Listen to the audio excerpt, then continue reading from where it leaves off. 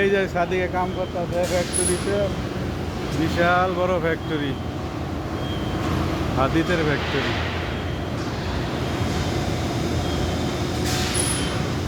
একদম ফ্যাক্টরি।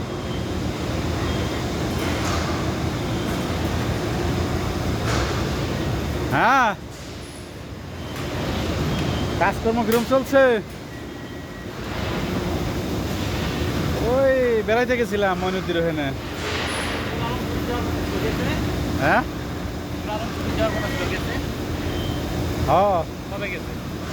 কার কথা কইতেছেন?